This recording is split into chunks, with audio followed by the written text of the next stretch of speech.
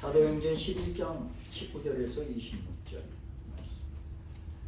우리 한 절씩 나누어서 교독을 하겠습니다. 사도행전 11장 19절 그때 스데반의 일로 일어난 환란으로 말미암아 흩어진 자들이 베니게와 구보로와 안디옥까지 이르러 유대인에게만 말씀을 전하는데 그중에 구보로와 베니게 사람은 여기 이르러 헬라인에게 만나여 주 예수를 전파하니 주의 손이 그들과 함께 하심에 수많은 사람들이 믿고 주께 돌아오더라. 예루살렘 교회가 이 사람들의 소문을 듣고 바나바를 안디옥까지 보내니 그가 이르러 하나님의 은혜를 보고 기뻐하여 모든 사람에게 굳건한 마음으로 주와 함께 머물러 있으라 권하니 바나바는 착한 사람이요 성도가 믿음이 충만한 사람이라 이에 그 무리가 주께 나와였으라. 바나바가 사울을 찾으러 다소에 가서 만남에 안디옥에 데리고 와서 둘이 교회에 1년간 모여 있어 큰 무리를 가르쳤고 제자들이 안디옥에서 비로소 그리스도인이라 이름을 받게 되었다. 아멘. 한 주간 동안 잘 지내셨습니까? 언젠가 한번 했던 설교입니다. 근데 오늘은 또 다른 각도에서 또 한번 조명을 해보겠습니다. 우리가 인생을 살아가면서 참 많은 사람들을 만나게 돼요. 저도 쭉 이렇게 또 오늘 아침에 일찍 와가지고 기도를 하고 생각을 해봤는데 참 많은 사람들을 만나게 돼요. 그 중에는 정말로 내게 유익한, 나를 도와준, 정말로 좋은 친구도 만나고 나를 좋은 길로 인도해준 스승도 만나고 정말로 내가 내 인생의 모토로 멘토로 삼는 그런 멘토도 만나게 되죠. 제가 이제 오늘 아침에 또 생각을 해보니까 그렇더라고요. 제가 맨 처음에 일본에 왔을 때 공항에서 이거 어떻게 되는 건지 아무도 아는 사람이 없어서 나 마중 나온 사람도 없고 그래가지고 어떻게 해야 좋을지 정말로 난감할 때 그때 나를 도와준 분이 계셨거든요.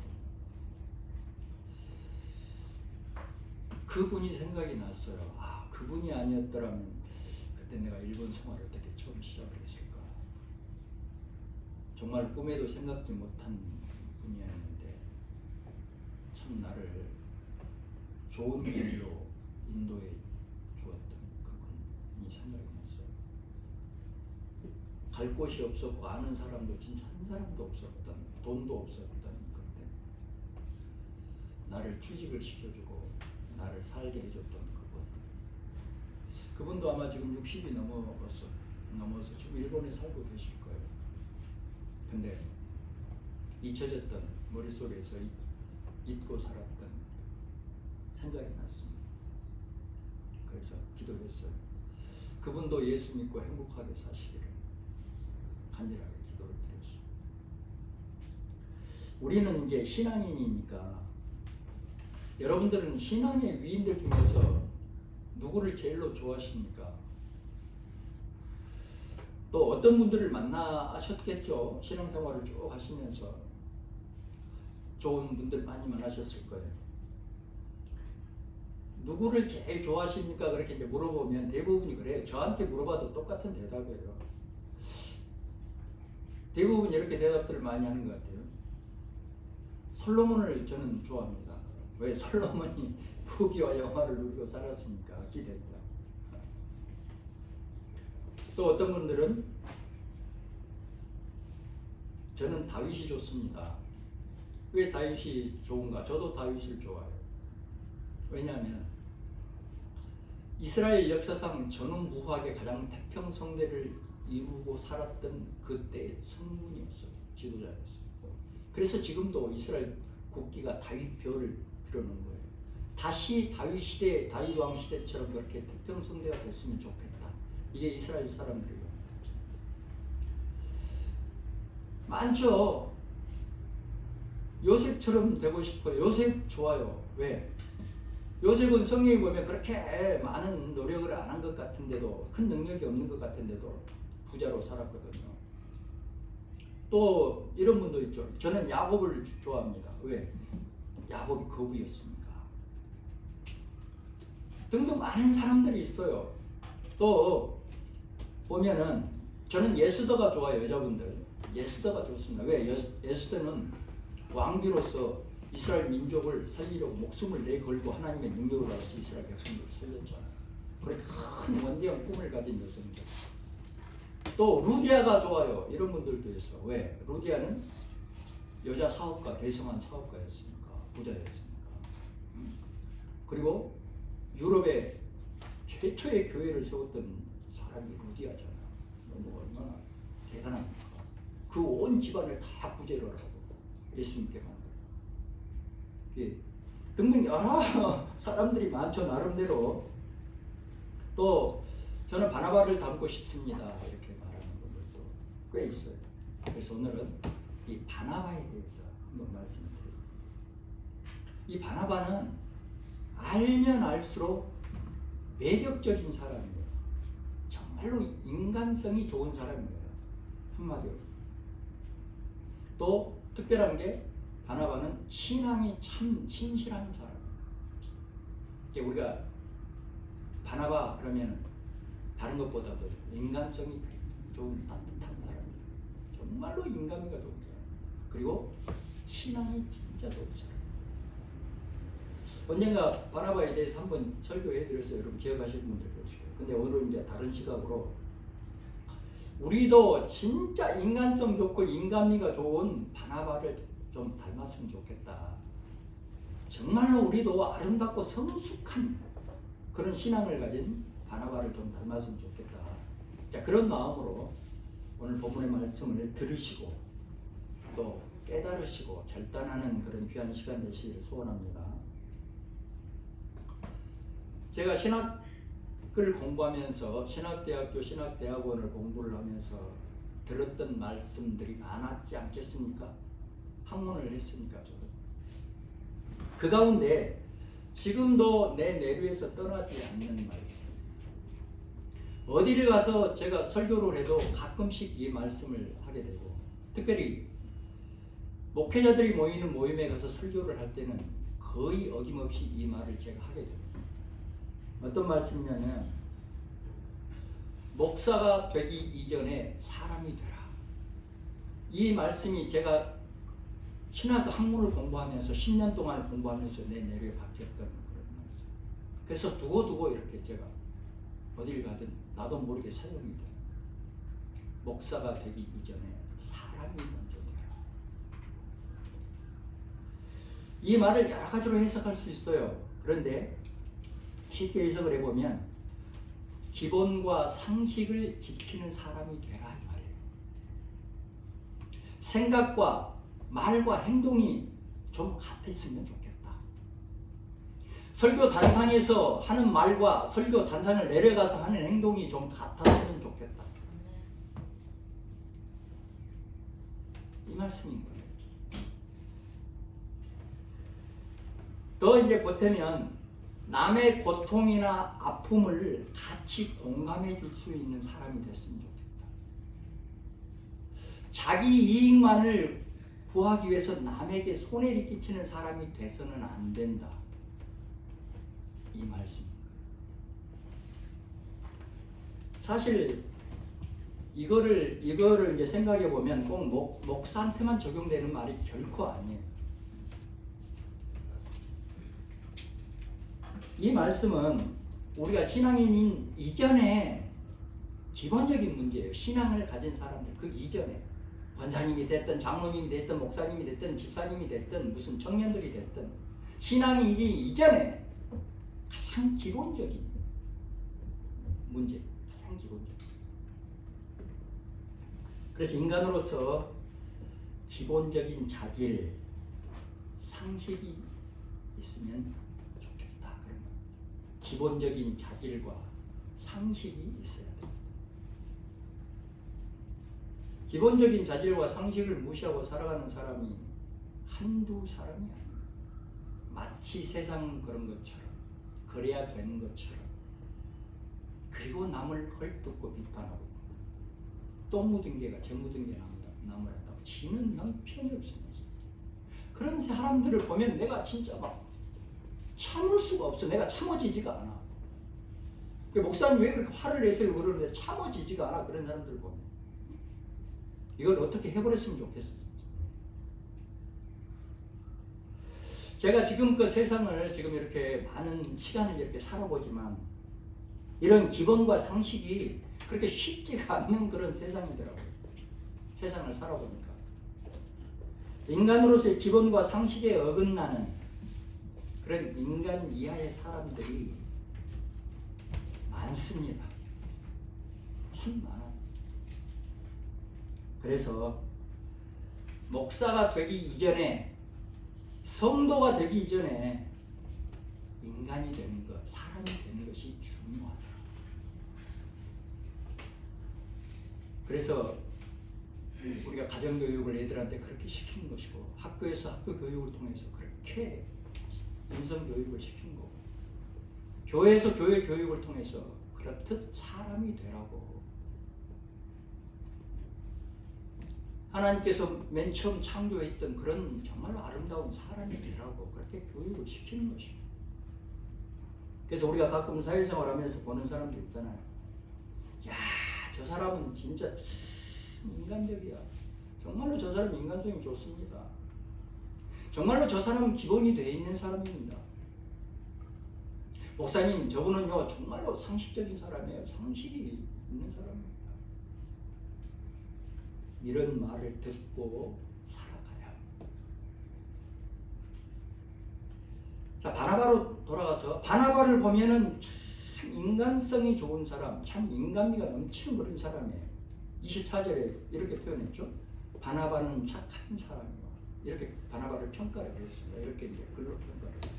착한 사람. 요즘은 착한 사람을 어떻게 생각할까요? 쟤는 참 착하기는 해요. 목사님 요즘 착해갖고 못 살아요? 이제 그건 우리 시대의 표현이고, 이 당시에 돌아가서 착한 사람, 우리가 쉽게 이해하기 쉽게 선한 사람 이렇게 해봅시다. 선한 사람. 이 착한 사람의 특징이 뭐냐면 남 어려운 걸 보면 그냥 넘어가지를 못해요. 특징이 그래, 특징이. 자기가 좀 힘들어도, 자기가 조금 손해가 나더라도 어떻게 하든지 그걸 막 해결해 주려고 애를 써요. 애를 써. 말 한마디라도 애를 쓰고. 이게 바나바가 그런 사람인 거예요. 착한 선한 바나바의 면을 한번 볼까요? 예를 들면 사도 바울의 경우를 들어서 볼 수 있어요. 바나바가 얼마나 선한 사람인지. 바울이 누굽니까? 바울은 예수님, 부활하신 예수님을 만나기 전에는 예수 믿는 사람들을 잡으러 다녀가지고 잡아서 옥에 가두고 막 죽여버린 사람 아니에요. 그러다가 어느 날, 그날도 예수 믿는 사람을 잡으러 막 다메섹으로 가다가 다메섹 다리 위에서, 다메섹 도상에서 부활하신 예수님을 떡 만나잖아요. 사울아 부르시잖아요. 큰 빛으로. 그래가지고 그 빛이 너무 강해서 눈이 멀어버렸어요. 그래서 엎드려가지고 누구십니까? 네가 핍박하는 예수다. 그 부활하신 예수님을 만나가지고 하루아침에 변화가 되어버립니다. 그래서 이제는 하루아침에 예수를 믿는 사람 잡으러 다니는 사람이 아니라 이제 예수를 증거하고 복음을 전하는 사람으로 바뀌어버려요. 그런데 이 사실을 아무도 안 믿어주는 거예요. 안 믿어줘. 그럴만 하잖아요. 아니 며칠 전만 해도 예수 믿는 사람들 잡아다가 죽이고 그런 사람인데 이제는 예수를 전한다고 그러니까 누가 믿어주냔 말이에요. 하루아침에. 아무도 안 믿어주잖아요. 교회 공동체 내에서도 안 믿어줘요. 특별히 사도들이 더 의심을 합니다. 저거 틀림없이 저거 어서 우리 교회 와서 분탕질 하려고 저럴 거야. 저 진짜 나쁜 놈인데 저놈이 어떻게 하루아침에 말도 안 돼. 저는 무슨 꿍꿍이 속에 있을 거야. 안 믿어줘. 더 큰 문제는 뭐냐면은 바울에게 있어서 더 큰 문제는 뭐냐면 예수로 믿는 사람들 잡으러 다닐 때 그 유대교인들 같은 당을 했던 사람들이 바울을 죽이려고 그래요. 이제는 왜? 변절했으니까. 아니 지가 대장로로 다 해놓고 어느 날 갑자기 변해가지고 저거 죽여야 돼. 저건 가만히 놔두면 안 돼. 이렇게 되잖아. 이제 바울이 죽이려고 하니까 살 수 있는 길이 딱 한 가지밖에 없는 거예요. 교회 안으로 들어와야 되는 거야. 기독교 안으로. 그래야 보호가 되는 거예요. 그런데 교회에서 그거 받아들여주지를 않아요. 절대로 안 받아들여요. 못 받아주죠. 하루아침에 그러니까. 어렵죠.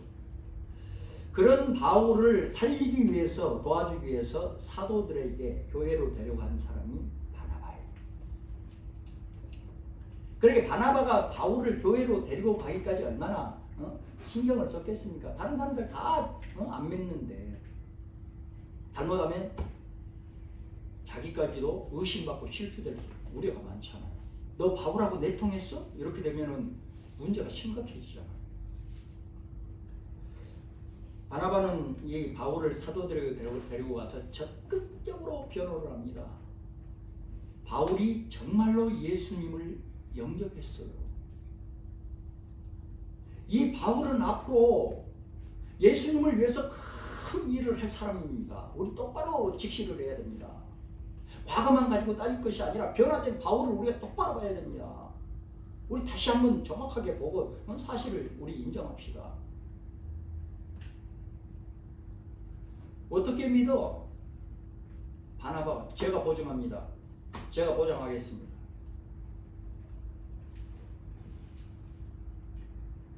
제자들이 교회 공동체에서 바울을 받아들입니다. 어떻게, 누구 때문에 받아들여요? 바나바를 때문에 받아들여요. 제가 보증합니다. 제가 보장하겠습니다.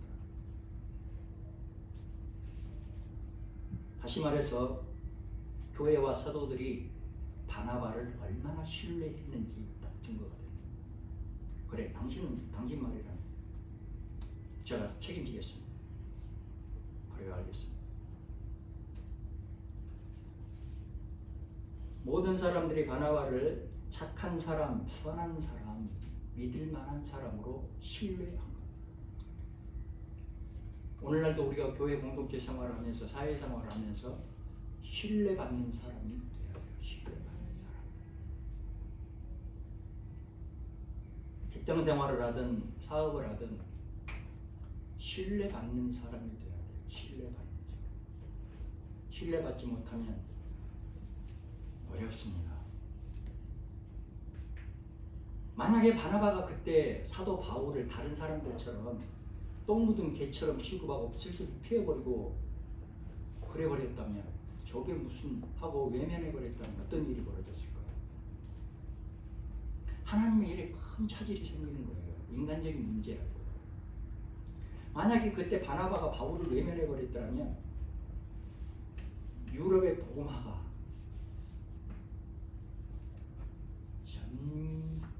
정말로 더디했을 겁니다. 바나바의 이런 신실함을 통해서 바울을 통한 유럽의 복음화가 정말 급진전이 된 거예요. 바나바가 엄청나게 큰 일을 한 거예요. 그러니까 사람이 할 수 없는 엄청나게 큰 일을 했고. 자, 그러면 이제 바나바의 사역적인 면을 한번 볼까요? 바나바는 초대교회 12사도와 거의 대등한 그런 지명도를 가지고 있었어요. 자, 어느 날 스데반 집사가 복음을 전하다가 돌로 맞아 죽습니다. 그러면서 엄청난 핍박이 막 몰려들기 시작해요. 지난주에 설교드렸죠. 그래야 많은 성도들이 다 도망을 가기 시작합니다. 살려고. 지중해 연안 다른 지방 다 도망을 가요. 막 살려고 막 잡아 막 죽이고 난리를 치니까. 그래서 도망가가지고 강 곳곳마다 교회가 세워지고 복음이 전해진 거예요. 그 중에 이제 소아시아 안디옥에서는 아주 대부흥이 일어나요. 폭발적으로. 그런데 그 교회에 목회자가 없어요. 근데 막 부흥이 일어나요.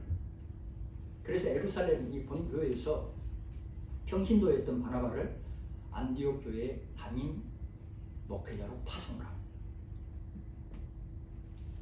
그러니까 평신도 선교사 파송을 한 거예요. 목사로 파송을 한 게 아니고 평신도 선교사로 파송을 한 거예요. 안디옥 교회는 이제 바나바라고 하는 목회자가 오니까 더 큰 부흥이 일어나죠. 24절에 이에 큰 무리가 죽게 더하여지더라. 이제 이 말이에요. 자, 교회에 사람이 많아지니까 사람이 바글바글 많아지니까 뭐가 필요해요? 다른 것도 다 필요하고 뭐 필요한 게 많지만 사역자도 더 필요하게 되잖아요. 혼자서 못 하잖아요. 그러니까 바나바가 그때 누구를 불러들이냐면 바울을 불러들여요. 그래 같이 사역을 합니다. 바울은 공부를 엄청나게 많이 한 사람이에요. 석학이에요. 정말로 공부를 많이 한 사람 성경에 나오잖아요. 정말 공부를 많이 했어요. 근데 그 많은 지식이 오히려 믿음 생활을 하는데 방해가 되고, 믿는데 방해가 되고, 하나님의 일을 하는데 오히려 걸리적거리니까 그 모든 지식을 똥처럼 버려버렸다, 이렇게 성경이 표현하잖아요. 그 지식 있는 사람들이 예수 믿기가 더뎌요. 제가 목회 생활을 해보면. 왜? 지 지식 때문에 예수를 못 믿는 거예요. 하나님의 성령을 믿지를 못하는 거예요. 이리 따지고 저리 따지고.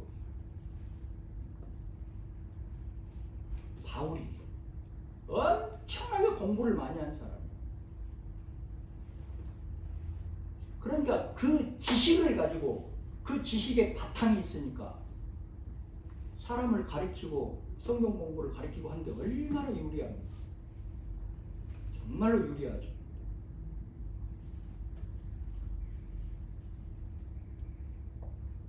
바울은 이 안디옥 교회에 와서 교회를 발판으로 해서 이방 선교에 박차를 가합니다.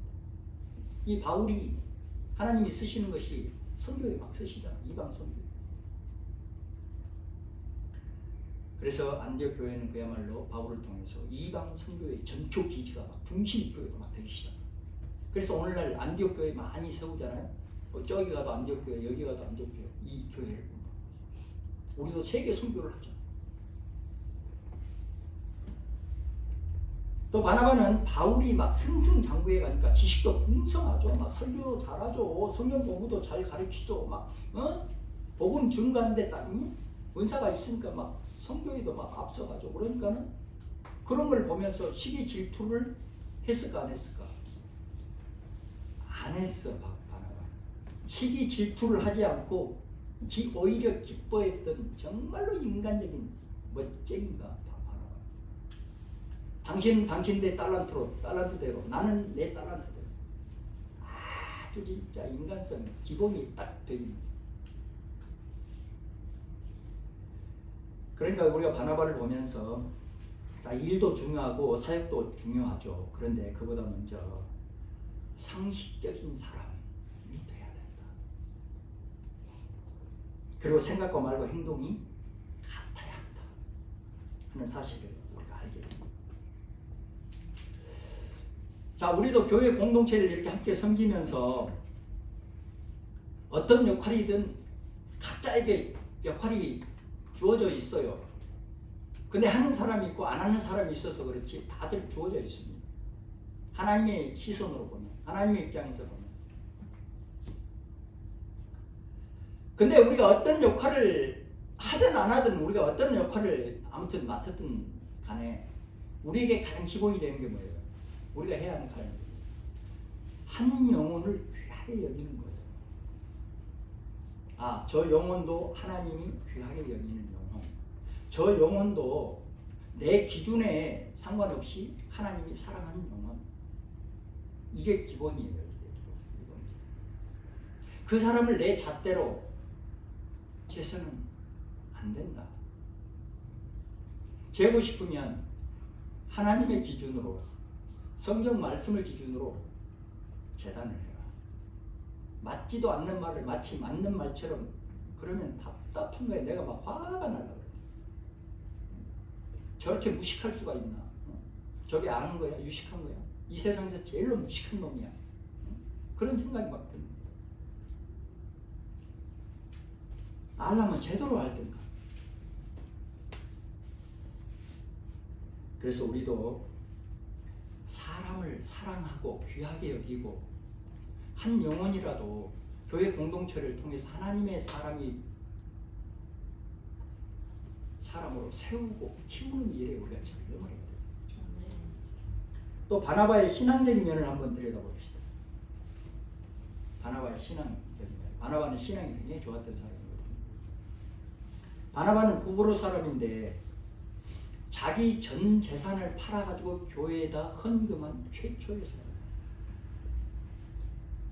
자, 이걸 이제 신앙적인 표현으로 이제 해보면 이런 거예요.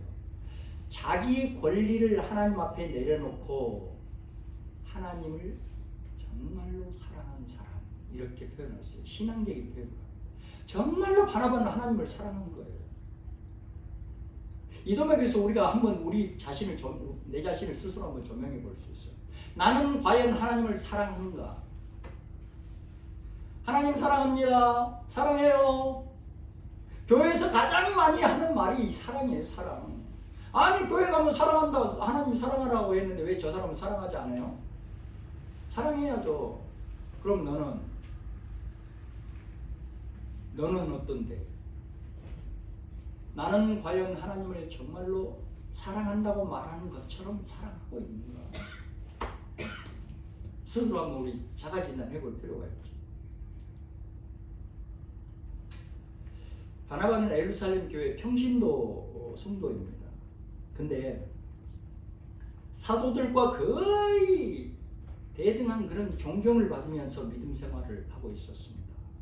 그러니까 오늘날로 말하면 정말로 신실한 장로님과도 같은 거예요. 신실한 권사님과도 같은 거예요. 목사님이 정말로 존경을 하는, 마음속에 진짜 존경하는 장로님, 네, 권사님, 네, 정말로 마음속으로 존경하는 그런 신실한 성도입니다. 그런데 어느 날 사도들이 바나바를 안디옥 교회 그 선교사로 이렇게 파송을 이제 결정을 하잖아요. 이제 우리가 여기에서 이제 우리가 또 들여다볼 내용이 뭐냐면, 아무리 주님을 사랑하고 신실하게 교회 봉사를 하고 헌신을 하고 한다 하더라도 자기 일을 포기를 하고 자기 삶을 포기하고 목회의 길을 하루아침에 간다는 게 쉽지가 않아요. 저는 10년, 12년을 내가 하나님하고 대치를 한 사람. 잘했다는 것이 아니라 그렇게 힘들다는 거예요. 자기 삶을 포기하는 거예요.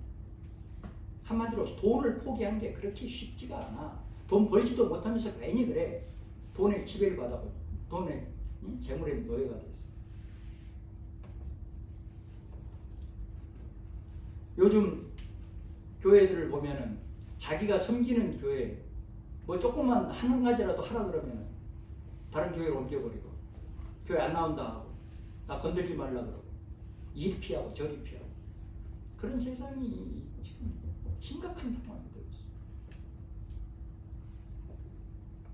그런데 바나바는 파송하니까 자기 모든 걸 내려놓고 가야 되잖아요.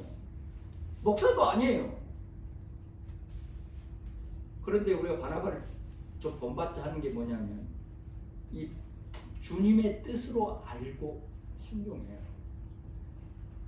하나님 알겠습니다.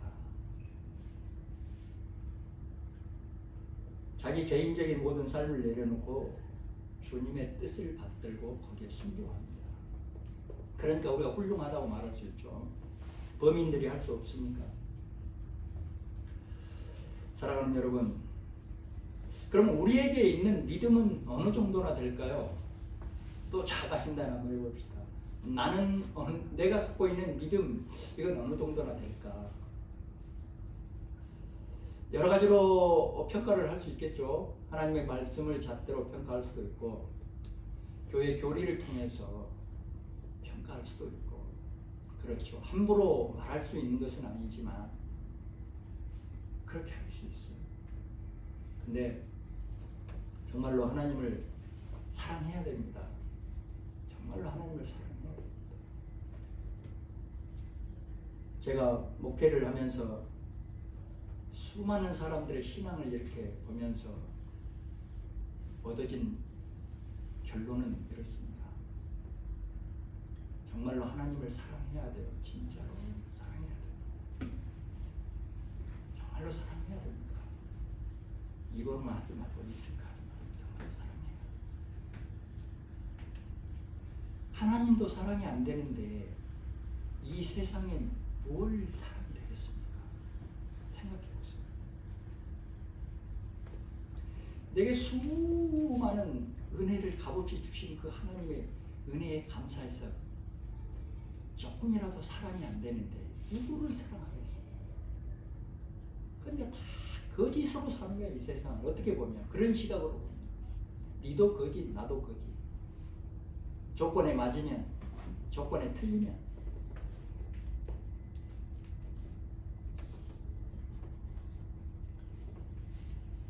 돈이, 물질이 앞서거나 여러분 많이 부자 되시고 돈 많이 벌어서 행복하게 사세요.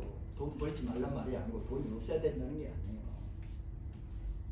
제가 설교하면서 늘 하는 말이 그거거든요. 다른 교회 가서 설교를 하면 목사가 정말로 부자로 사는 것이 온당할까? 말들이 많으니까. 목사는 못 살아야 되냐? 나는 거기에 동의하지 않습니다. 돈이 많든 적든 상관없이 하나님을 사랑하는 사람이에요. 그러면 그 사람은 기본이 돼 있고 상식적인 사람이 되는 거예요. 돈이 아무리 많아도 그 사람은 올바른 곳에, 좋은 곳에, 선한 곳에 사용하게 돼 있어요. 근데 기초가 안 되고 상식이 없는 사람은 돈이 많으면 위험한 거예요. 좋겠다고 생각이 들지만 아니야. 수없이 많은 사람들이 다 간증을 했고 데이터가 나와 있잖아요. 행복하십니까? 아니요. 결론이 그거예요. 아니요. 그래도 나 돈 좀 많았으면 좋겠어요. 그런 분들이 있어요. 돈이 앞서거나 돈이 나를 주장하면, 돈이 나를 주관하면, 돈에 매이면 신앙은 성장, 성숙할 수 없습니다. 이거는 어쩔 수 없습니다. 그러니까 하나님 늘 말씀하시잖아요. 하나님이 성경에 돈에 대해서 얼마나 많은 말씀을 하십니까? 예수님. 하나님을 선택할래? 돈을 선택할래? 이 말을 다른 말로 해보면 여러분들이 이해하기 쉽게 돈 벌지 말고 지질이 궁상 들고 가난하게 살아, 그 말이 아니에요. 오해하면 안 돼요. 하나님 먼저 사랑하고 하나님 먼저의 신앙을 갖고 돈이 많으면 그 사람은 행복하게 살 수 있는 거예요. 돈을 제대로 쓸 수 있는 거예요. 남한테 신뢰받을 수 있는 거예요. 아, 저분은 정말로 귀한 분이에요. 저분은 정말로 인간적인 분입니다. 저분은 정말로 제대로 된 사람입니다. 자기한테 커피 한 잔 안 사줬어도 그 사람은 인정해요. 자기한테 뼈다구를 사줘도 아이고 자가 진짜. 여러분 다 그렇게 세상 살아오고 있잖아요. 그런 사람이 돼서 되겠습니까? 빽다구까지 사주면서 욕을 얻어먹고 살아야 되겠습니까? 우리가 바나바를 본받고 싶은 건 이거예요. 정말로 순수하게 진실함으로 감사함으로 하나님께 예물을 드리고 정말로 따지지 않고 계산하지 않고 자기를 향한 그 주님의 뜻에 순종하는 것. 이것이 바나바의 존재. 자, 오늘은 우리가 본받았으면 하는 사람, 닮고 싶은 사람 바나바를 우리가 조명해 봤어요. 인간성이 좋은 사람, 인간미가 정말로 있는 사람, 정말로 진솔한 사람, 그런 사람이 이제는 그리운 시대가 돼버렸어요.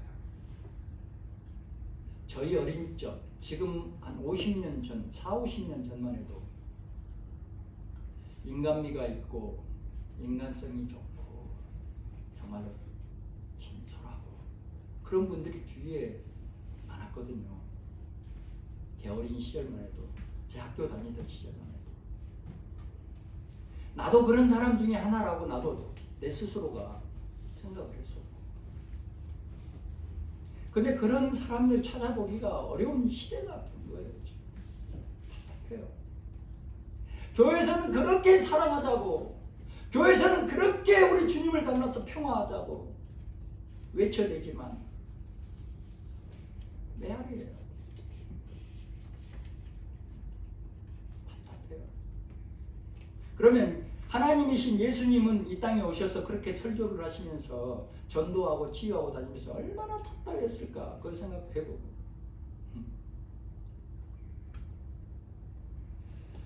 정말로 주님을 위해서, 교회를 위해서 말없이 헌신하고 봉사하는 그런 신앙심이 깊은 사람들이 좀 많아졌으면 좋겠는데 또 그렇지가 못하는 시대가 된 거예요. 나름대로 다 이유가 있어요. 합리화시키고 변명을 해요. 이래서 저래서.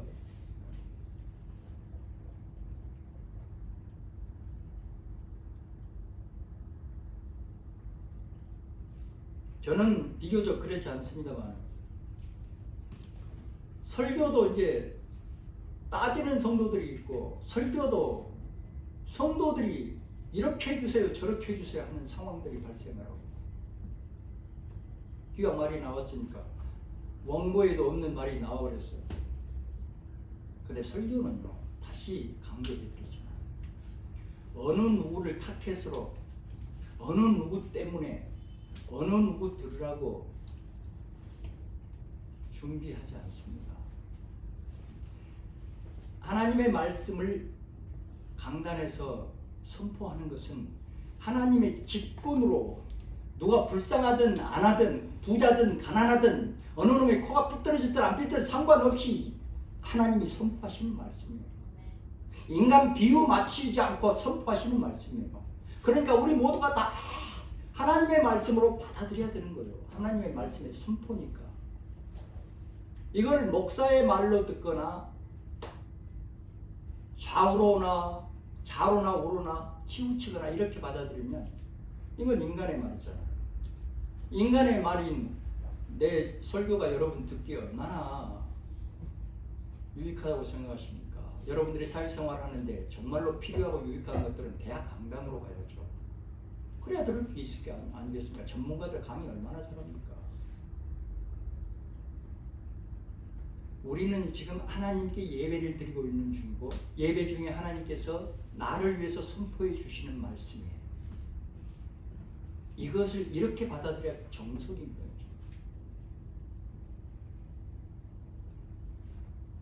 절대로 목사님의 설교에 대해서 말을 하면 안 돼요. 왜? 내가 어느 누구 특정인을 생각하고 계획하고 하는 말이 아닙니까? 하나님이 일방적으로 선포하는 말씀인 거예요. 하나님이 일방적으로. 이게 설교인 거예요. 그러니까 설교에 대해서 무슨 말을 하면 그 사람은 진짜 무식한 사람인 거야. 아무것도 모르는 거야. 그러면서 아는 척을 하는 거야. 그러니 화가 나요.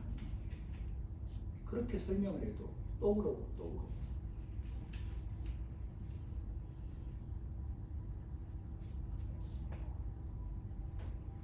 우리 모두 정말로 인간성 좋은 사람, 상식이 있는 사람이 되었으면 좋겠습니다.